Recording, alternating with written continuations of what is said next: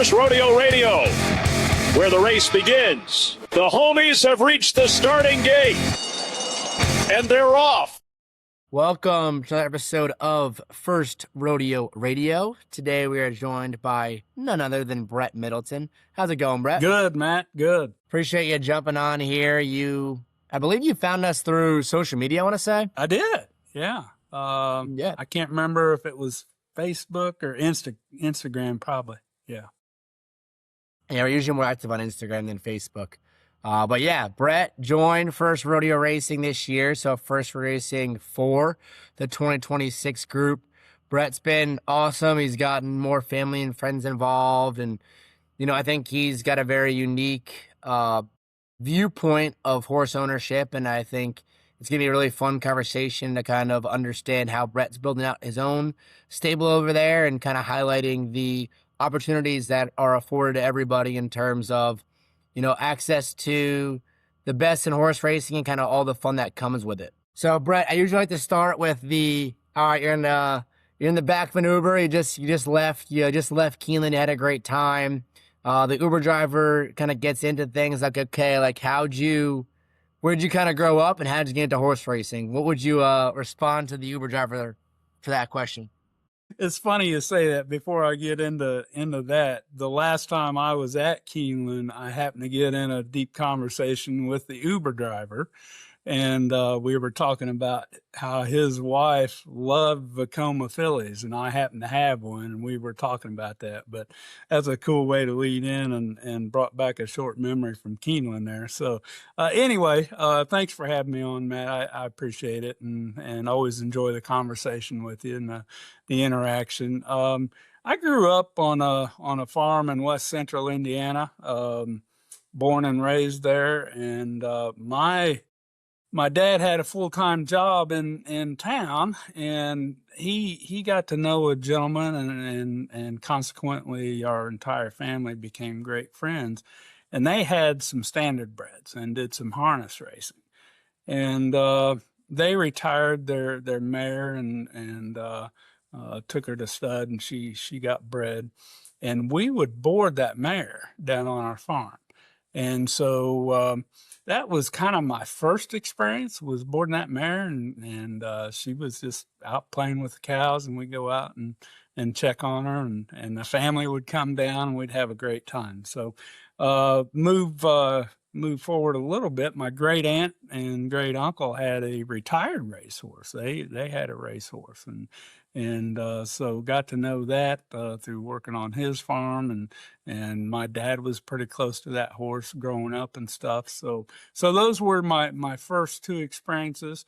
Fast forward, graduated from high school and went to a little junior college in Kewanee, Illinois, called Black Hawk East, and went for ag business. And during that 2 years, we were required to do a work experience, a real life work experience. So I went to my advisor. He said, "Where do you want to go? What do you want to do?" And I said, "Dan, I want to be a cowboy, man. That's all I've ever wanted to do growing up." And so he said, "That's a new one on me. Us corn-fed folks usually don't turn into cowboys," but he found a way. He called a gentleman out at the University of Wyoming and hooked me up with a ranch called the Silver Spur Ranch, and they raise cattle and stuff. But if I remember right, it's about 5,000 acres or so around Encampment, Wyoming. And of course, on the ranch, you get very familiar with horses, and they gave each one of us a string of 3 or 4 horses. You'd alternate the days that you'd ride them so you didn't wear them out and stuff. And the foreman gave me my string, and he said, this lead horse here, he's going to be your best friend. And I thought, oh, okay. And come to find out, he did turn out to be my best friend. I said, "Why did you give me this horse? He's an old gray, looked like he's beat down, but he's only about 3 years old. He was short, probably 14 and a half hands, chubby, over condition." And he said, "Well, when I gave him to you or looked at him, I thought he looked like you. Short, chubby, didn't know what he's doing, green as all get out, but thought he knew what he was doing. So that was when things got deep. And I rode that or one of the horses every single day for several months while I was out there moving cattle. We would doctor, we'd be on a horse, we would ride the fences, we would do multiple things, but you were on a horse every single day. And I got to know that horse, and that horse's name was Coors, like the Coors beer. And favorite horse in the world, old gray, and just absolutely loved him. And we became best friends, and so that was when I really fell in love with horses. You get to know one, you see their mentality, you see their personality, and just grows on you. So got done with that. Graduated and went on to Oklahoma State, and then graduated from there. Came back home, got married, had kids, kind of left the ag industry, moved away to Georgia for a time, and just kind of forgot all about that world, basically. Then come, I guess for lack of better terms, come COVID around 2020. And, always been a fan of the game, watched the Derby every year and the Preakness and Belmont and all that stuff. So I was watching the Derby in 2020. And, a horse by the name of Authentic won that year. And Authentic was owned by my racehorse.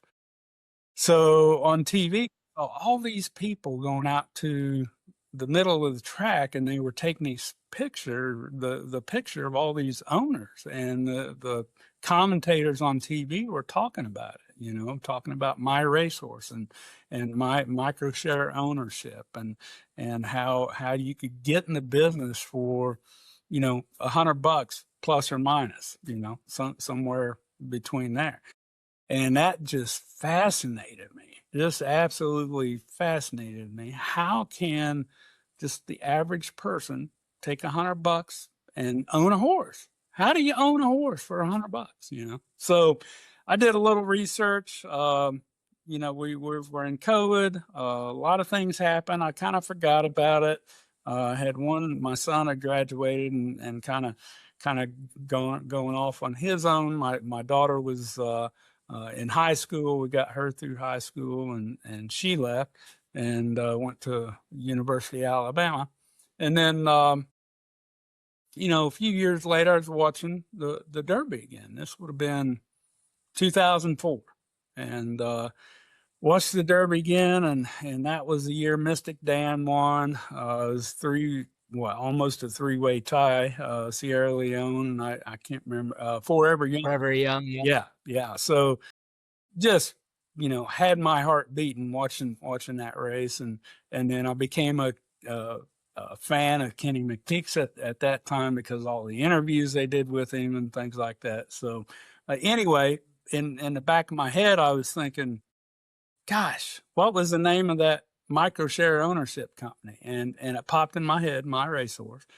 And that night after the race, I got my computer out and I did more research. And that was the day I bought my first two horses in micro shares and ownership. Was before midnight on May the 4th on 2024. And so now I'm back in the game, kind of coming back to full circle, agriculture, horses, the whole deal. So got those two horses, one of them's name was Caldera, a beautiful limbs Matt son, and out of a Tisnauer mare. And, he went to stakes. I think the last one he raced in was as a 3-year-old in February that year, or 2025 would have been the Bathhouse Row, I believe, and came in second. He's placed in a couple stakes races. And lo and behold, he came up lame a little bit, had bone bruising. And so, here we had my very first horse I purchased. had points, was on the trail. We're going to the Kentucky Derby. Next thing you know, he's on turnout, So That happens this game, unfortunately. yeah. So it's kind of ironic, but a good lesson to learn right off the bat. The second one I bought that night, her name is a filly named Nakoma. And don't worry, nobody's ever heard of her because she got injured after she got her gate card and never raced a bit. So thankfully, both of them are back under tack here in December and ready to campaign for their four-year-old campaign. So anyway, through that, purchased a few more towards the, I want to say late winter, spring of 2025 last year. Discovered there's more to it than my racehorse. Looking at, I wanted to know more about it. I wanted to know what these other groups do. What does First Rodeo do different than my racehorse and Commonwealth and things like that. So I joined a few different groups. I'm in 4 different ownership groups, and they all operate differently. The big advantage and what I really like about First Rodeo racing is you get a group of horses. You're not locked into one horse. If a horse gets injured or turns out not to want to race or is not a racehorse, you're not locked into that one single investment. You're locked into a group. So that's you guys really have that advantage. I think it's a key advantage from all the other groups I've been involved with.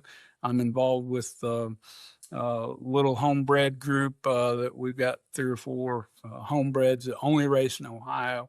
Low dollar, kind of a different scenario, but still fun nonetheless. I pay the hay bill and the training bill every month on those. So that's another type of scenario through that partnership. I'm in Commonwealth. Bought into Simply Joking last year, right before the Derby, or the Oaks. So I could say I had an Oaks horse running. So she's coming back online for her 2026 campaign too. So a lot of different experiences throughout the different groups, and that's what I wanted to get into.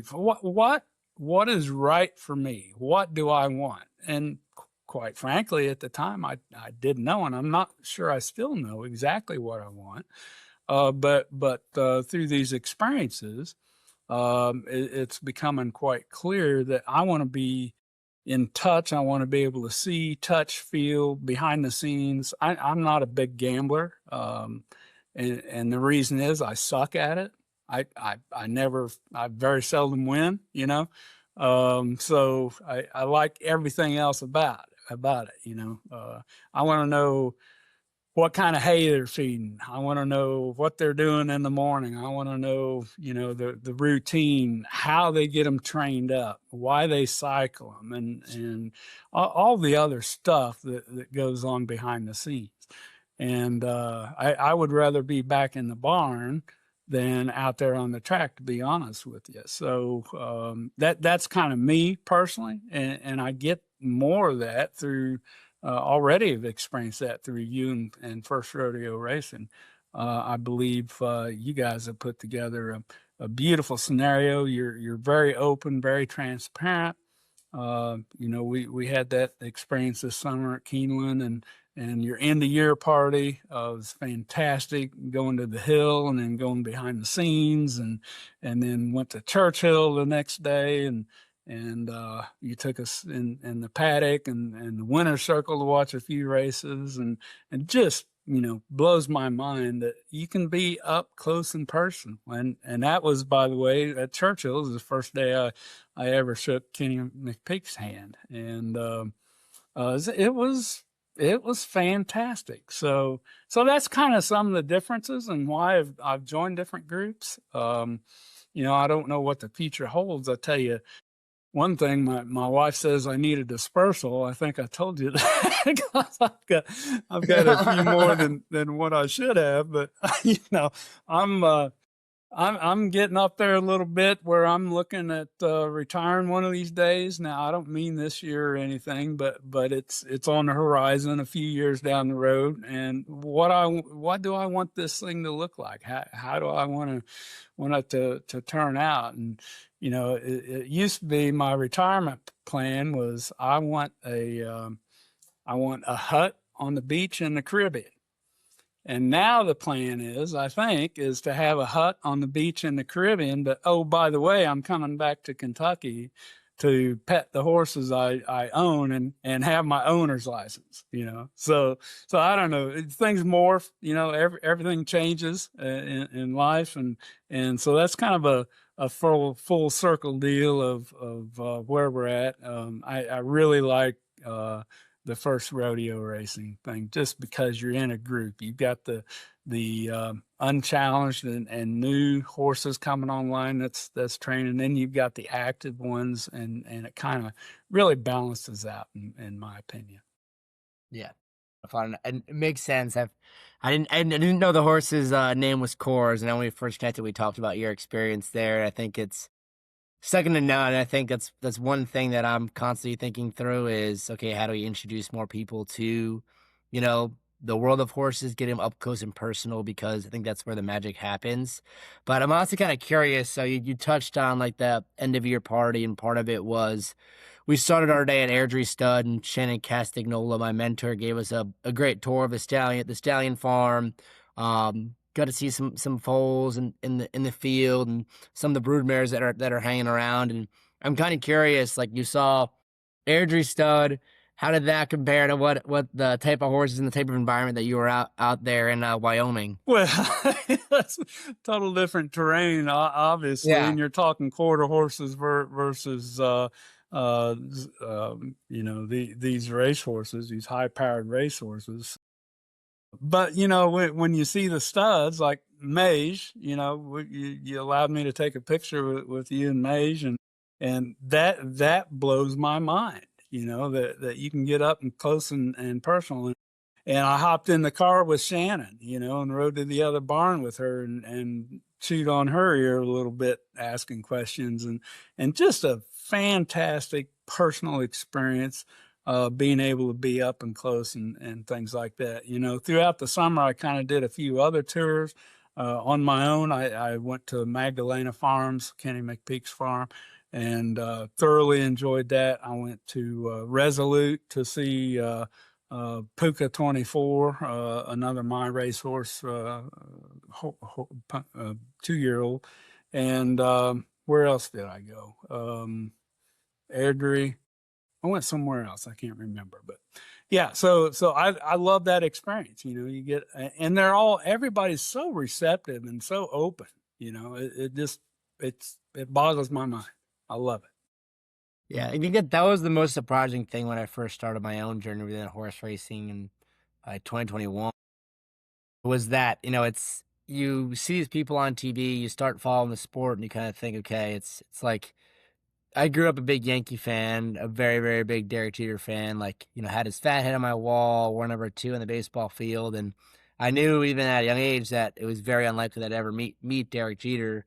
Well, fast forward, well, I was 8 years old at the time. Fast forward now, I'm, 18, it's 10 years later, and getting into horse racing, reading a couple books on handicapping, getting into it from the gambling point of view, and just enjoying the spirit of the competition at the tote windows. And next thing I know, I was like, okay, I'm riding the elevator with Steve Asmussen at the Belmont Stakes, asking him a question about a horse that he has in training. And like, I think that's the beautiful part of horse racing, is that it's way more open than people realize. Like you can get involved at any level very quickly. I mean, look, it's pretty crazy. I didn't realize that you had gotten into the sport from the ownership side point of view, like, just 2 years ago, not even 2 years really.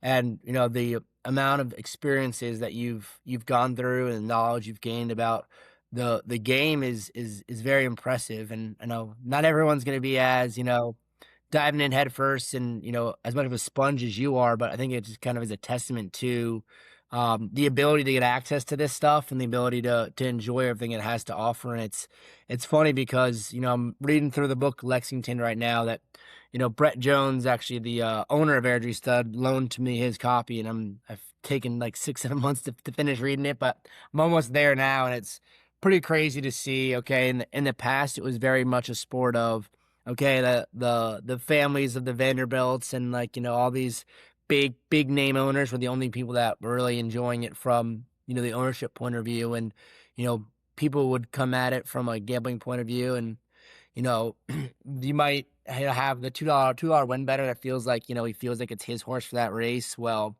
I think my racehorse has really changed the game in a sense of allowing more people to experience the thrill of, okay, you had a $2 win bet your first time at the racetrack. You're like, oh my gosh, my horse won.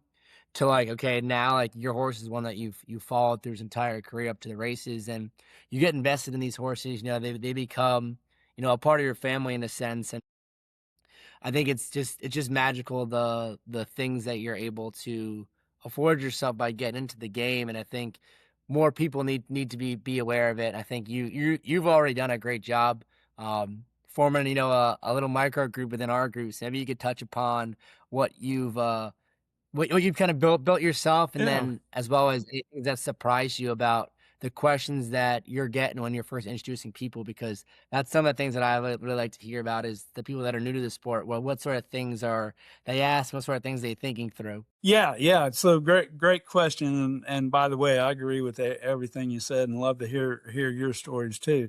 Um, you know, when I first got involved with Group 4, and I bought in, it was all great, and really excited, and got to have the experiences, and then throughout, you know, I'm very fortunate in where I live on the north side of Cincinnati, where I've got access to many tracks, probably as many as anybody in any geographic location. Obviously the Keeneland and Churchill and Turfway and Belterra, and then you got Horseshoe Indianapolis, and you got Mahoning Valley, and you got Thistledown. You know, all those are within, well, most of them are less than 2 hour drives. But you know, on the furthest out stretch, we're 3.5 hours. So I've got access to go to all these places all the time, for lack of better terms. And that's afforded me to make a lot of visits and get to know some people and do some of these things and get vested and learn about the ownership and things like that. So I'm very fortunate and blessed to have that situation and scenario. So, you know, I bought into FRR and Group 4 and enjoyed the experience. And I thought, doggone it, we need to keep this going. This is a big deal. There's good things happening here, and throughout some folks I've known, you know, we occasionally take some customers to Keeneland, and so I've gotten to know a couple of folks through work that you know, they love racing, they love horses, and one's in Indianapolis and one's here in Ohio. And then I've got another work associate up north in Cleveland.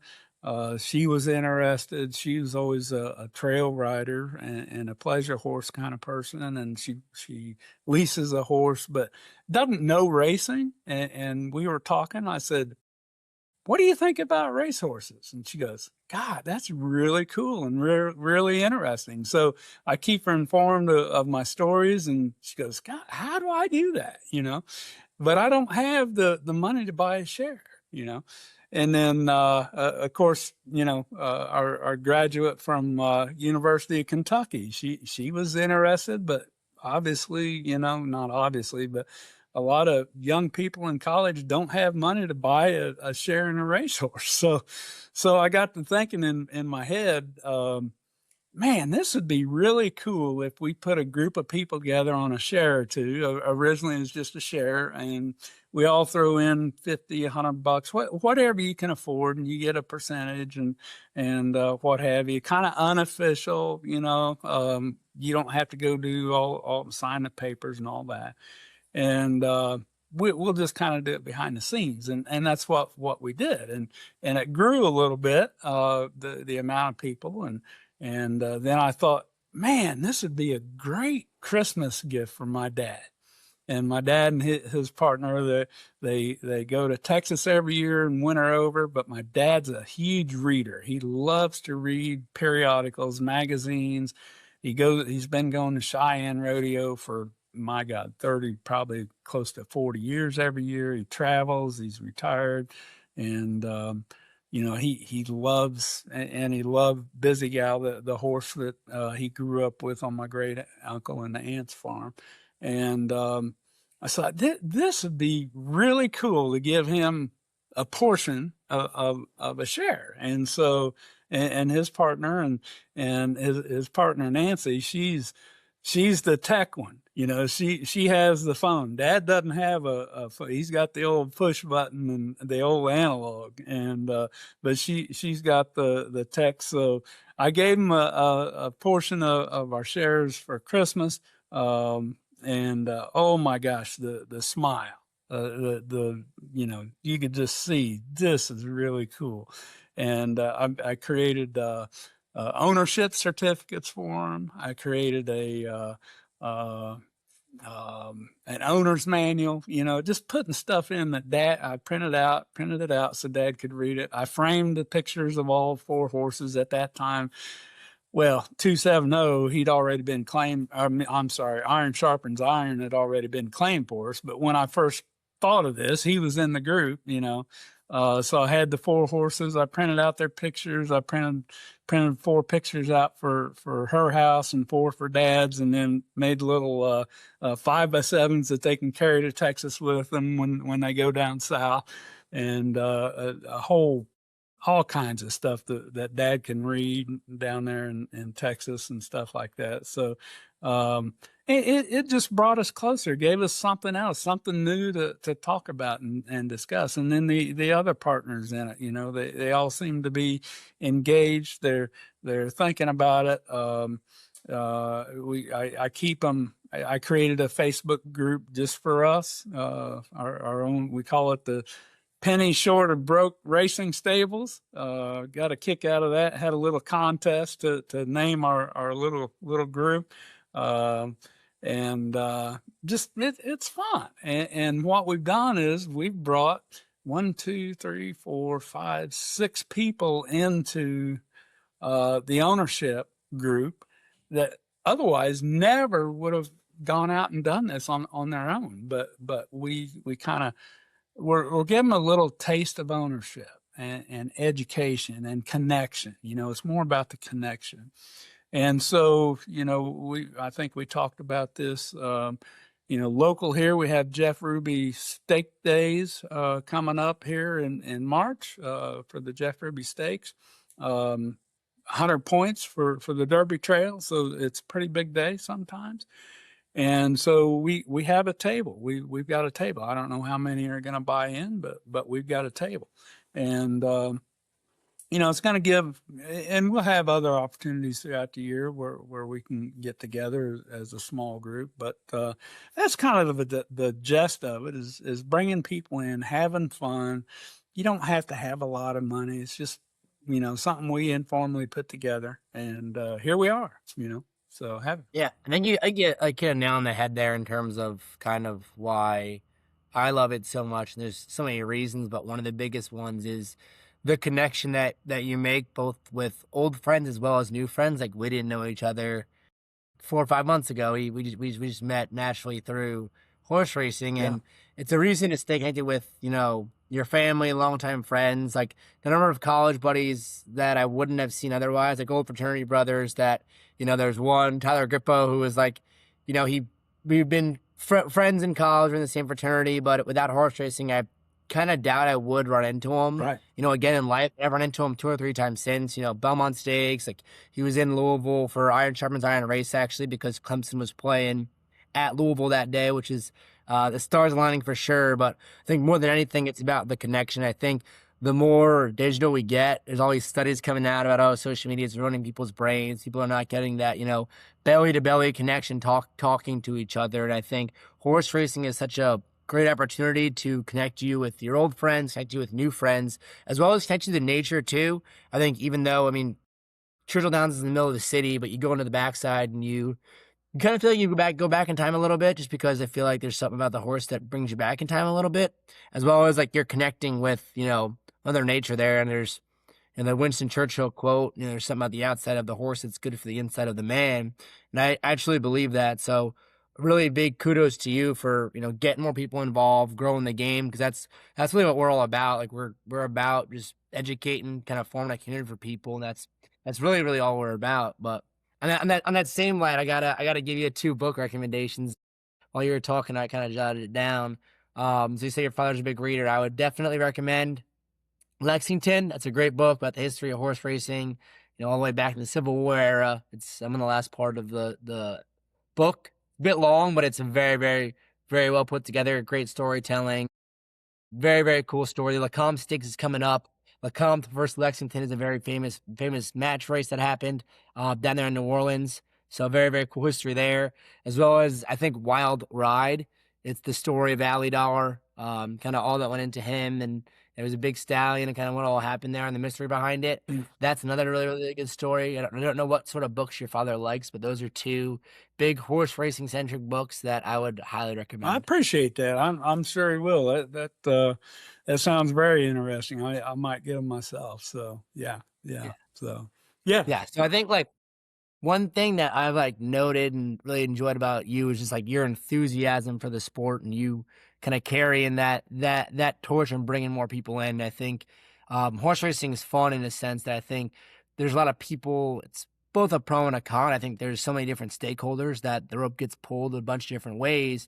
But I do think the pro of that is everyone feels like they're a stakeholder and they feel like it's their responsibility to carry the sport forward. I think you're doing a great job of that yourself with forming the Penny Should Have Broke Racing. But on the other side of the coin there, I'm curious what, from your first, year and a half, 2 years into ownership, what sort of things do you view as opportunities to enhance the ownership experience and get more people involved and give those people a better experience as well? Yeah. Well, another good question, Matt. I look at this stuff all the time. I kind of, when I pick something, I go deep and I go hard and fast and like you, I spend some time on the road, and I gotta admit, a lot of customers don't like to go out and have dinner and have a beer after work like they used to. Everybody's got kids and I got other things to do. So I find myself either in the hotel room or at a bar by myself sometimes eating dinner. And so what's a guy to do? So I pull the old phone out and I get on YouTube or Instacraft or Facebook or whatever happens to be there, and I research the heck out of this. So I follow a lot of blogs, a lot of people, a lot of Twitters or whatever they call themselves now, which all the platforms are great. And I love the information. I love to read that kind of stuff. So, there's a lot of things going on in this industry, and a lot of people have a lot of great ideas to make improvements. When I stand back and take a look at it, what I really see is we got a lot of stale and old timers that don't want to change because we've done things since the 1950s and 70s in the racing world. And it's hard to get change to take place. So we have all these conversations between owners, trainers, all these associations and legal entities, and everybody's talking, we want to do this and we want to do that. But what I don't see is everything getting pulled together to make the changes, and at least not quick enough. So I'm kind of worried about that. We see the foal crop being less and less. We saw the handle down. We see the race days down. We see all this stuff happening, but I don't think the changes that are happening quick enough, and that really worries me. Now, that said, if I start picking things apart, there's a few things I would take a look at. I love HISA. I love the idea that we have oversight with a group that is all for the protection and the welfare of not only the horses but the jockeys as well. First and foremost, we have to take care of our athletes. I hear some stories or read some things and watch some things that maybe they've taken it a little too far. But when you step back and look at it, I'm not sure they have, because they're trying to protect our sole resources, the horses and the jockeys. So I don't know as if I don't know as if I'm educated enough to give an opinion on that, but I hope they're open to change. It sounds like they are, because they've taken some opinions and maybe changing some things like the minimums on some of the drugs they're testing for. The quickness if you get called out by a state vet. Now, it takes a lot. There's a lot of money involved there from an owner and a trainer and all that. So to get them back to racing, we need to get them back to racing quicker, as long as they're okay to race, and things like that. So that's one aspect. Just I want them to have an open mind. I'm sure they do. They've got some responsibility there. Excuse me.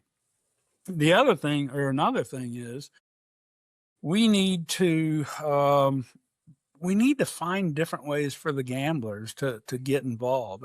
This pari-mutuel thing is so, again, 1930s, 40s, 50s, however old, and nothing has ever changed.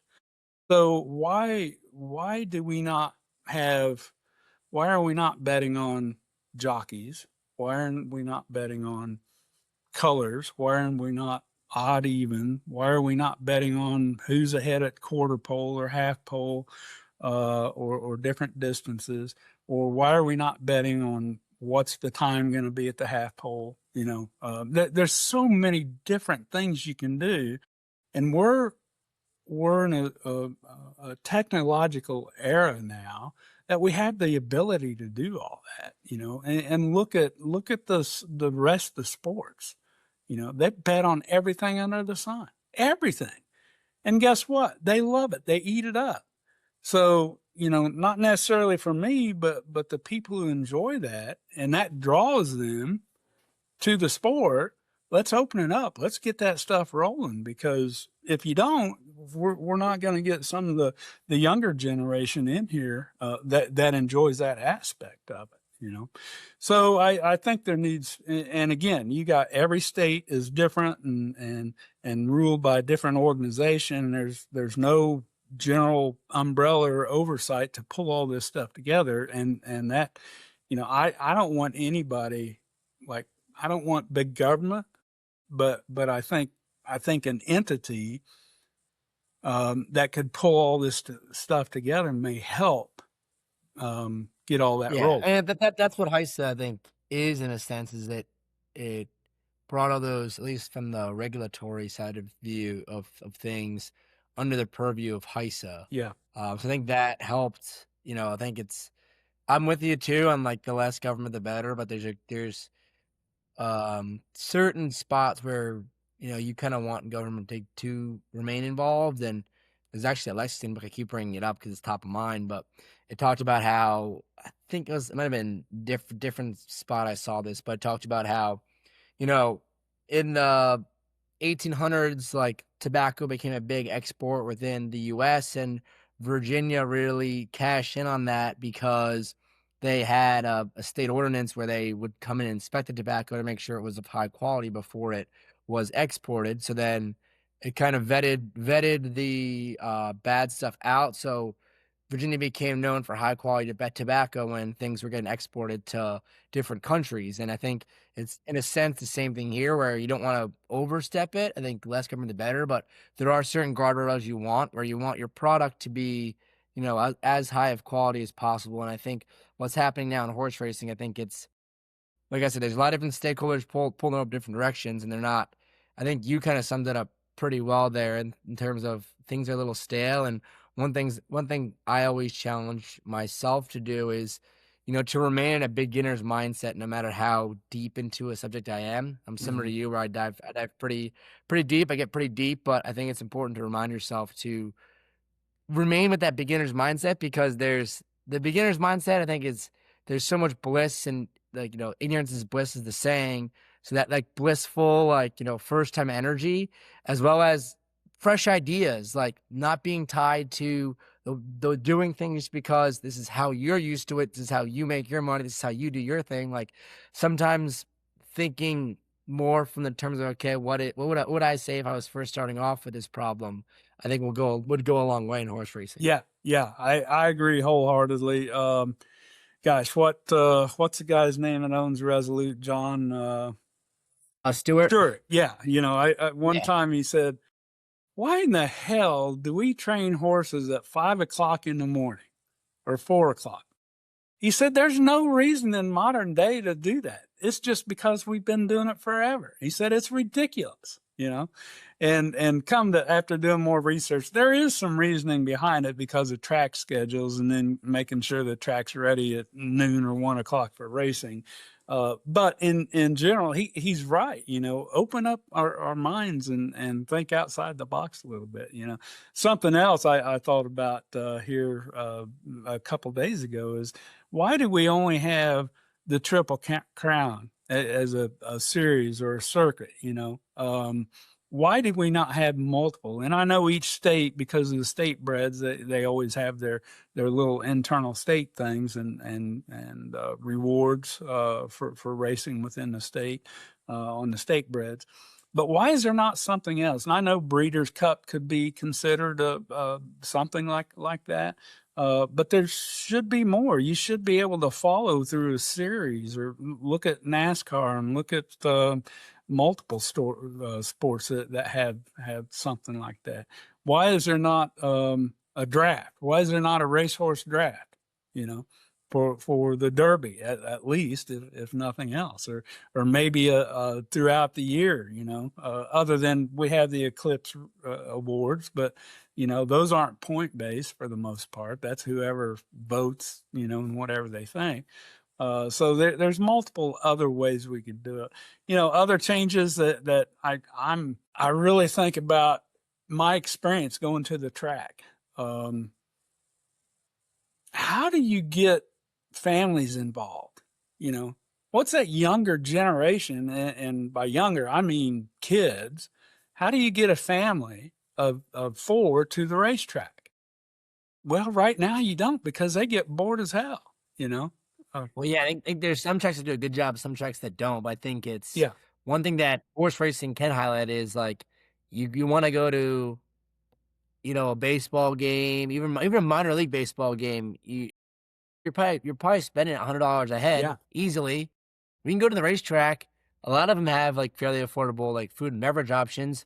A lot of them have free admission. Like, you could have a day at the racetrack.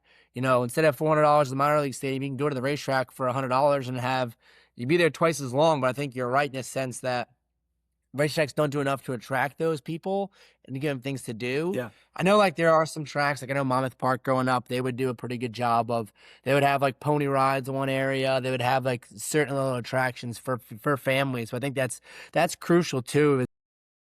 I think part A is attracting people there and being creative from a marketing point of view. Right.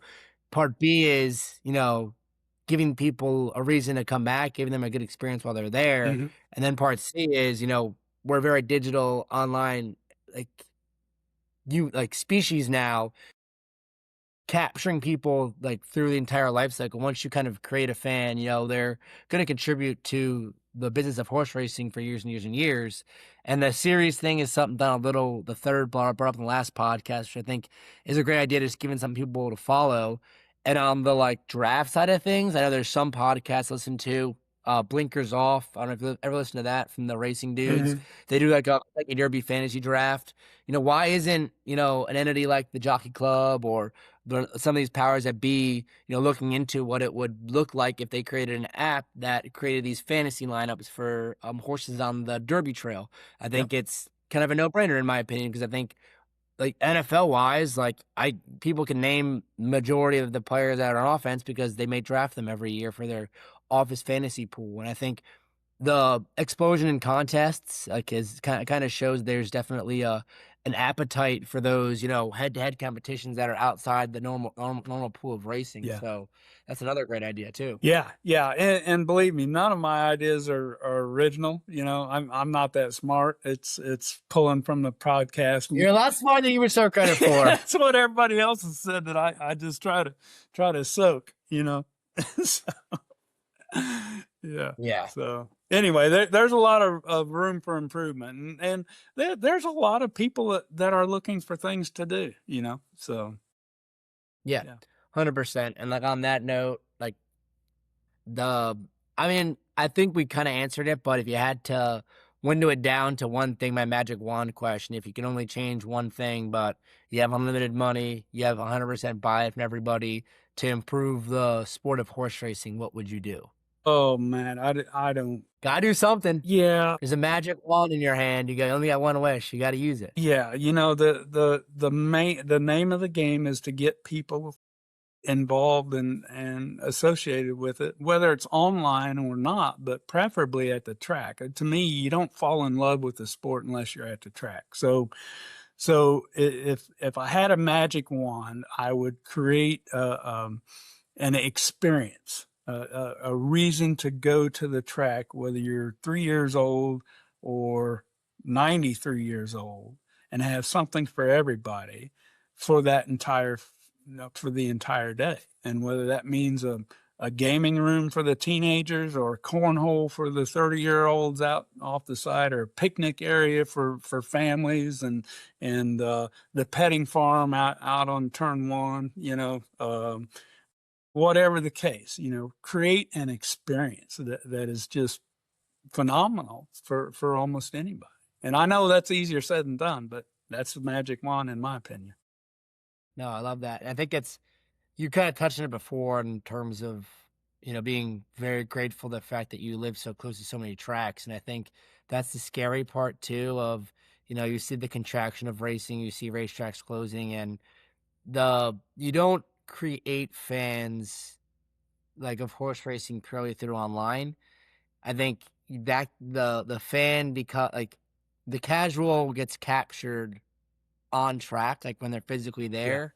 So the more tracks that close, the less chances we have to attract new fans. So I Absolutely. think it's a great point. And I think part of it too is like people getting stale, like you were saying before. And I think racetracks, some of them are kind of just cool, having their purses, funded by these slot machines or historical horse racing machines. And I think it's very, very dangerous that, there's these beautiful animals, these beautiful venues that just the business model needs to be adjusted such that it is more self-sustainable, A, and then B, it's more sustainable long-term in terms of creating and capturing new fans. Absolutely agree. And I listened to, I can't even remember what podcast it was, talking about the financials of the track. And they don't make much money. They really don't. And some of it's from handling, and some of it's from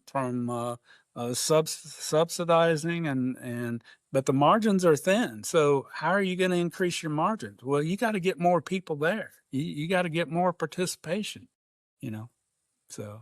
100%. Yeah.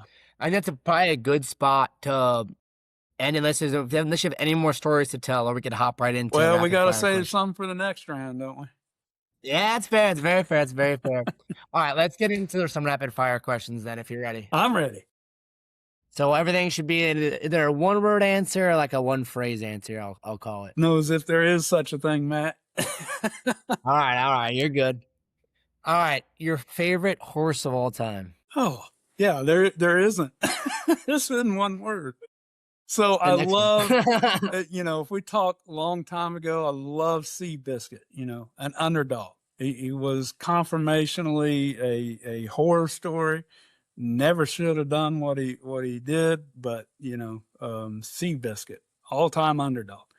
But you move up in the modern age, I think Torpedo Anna is an unbelievable filly / getting ready to be a broodmare. Her accomplishments are well deserved of mention. And then Puka, you got Maze, you got Dornock, you got Puka 24 isn't named yet, that is going to be a good one. That mare, she's got it going on. So those are my top three, I should say. I love that. All right. Favorite racetrack? Can't be one word, Matt. Keeneland. I love Keeneland. If you want the grandeur, the just the sharpness and things like that, I love it. And I personally, because we take customers there, it's convenient for me, but it's a beautiful track, absolutely beautiful. And then Churchill, if you want the big experience and the Derby part of it, and I go every or try to go, have been several times to the week before the Derby, the Tuesday and Wednesday, and a Thurby here and there. There's nothing like it. It's just incredible, absolutely incredible. Love it. All right. The next few could be horse racing related, could be not. Totally up to you. When you hear the word successful, who is the first person that comes to mind? Now, that's easy, and it is horse related. That is Dwayne Lucas. Dwayne was the trainer of that very first horse, Caldera, I mentioned. But the story that gets me every single time is the one about every winter he has that he's at the track. He goes and finds a child in the audience and pulls that child to the winner's circle. Have you ever heard anything like that? You talk about exposure. That kid is going to remember that for the rest of his or her life. I love it. That's a great answer. All right. Do you have a quote you live by or think of often? I don't live by it, but that's kind of, what is it? Don't piss down my back and tell me it's raining. That's from Clint Eastwood, Outlaw Josie Wales. I've been quoting that for years. That fits. That's very full circle with the cowboy Wyoming adventures to start this podcast. That's kind of awesome. Yeah. All right, last rapid fire question is, any advice to your younger self? So if you could talk to that young Bret that was ready to embark on becoming a cowboy, what advice would you give them? Yeah, couple things. Follow your dreams, but I wish I would have paid attention to as a younger self to a lot more things to set myself up to be more successful or to do things a little bit differently at this stage in my life earlier. Retire early, own horses earlier, get my hut on the beach earlier, all that stuff. I wish I'd have set myself up better as a young adult and as a kid. And a lot of that just has to do with growing up, but paying attention so you can do that stuff and learn. Soak it in when you're young. Yeah, it's fair. Oh, yeah. Well, I think that's a good way to end it, Bret. I really appreciate you hopping on, and it was a fun conversation. I'm sure we've got many, many more conversations about horse racing, about life coming up here in the near future. I enjoyed it, Matt, and thanks for all you guys, the whole team. Thanks for everything you do. I'm thoroughly enjoyed it. I think you're on the right track, man. Appreciate it. We got a fun year ahead of us, so looking forward to it. Same here. Take care. Awesome.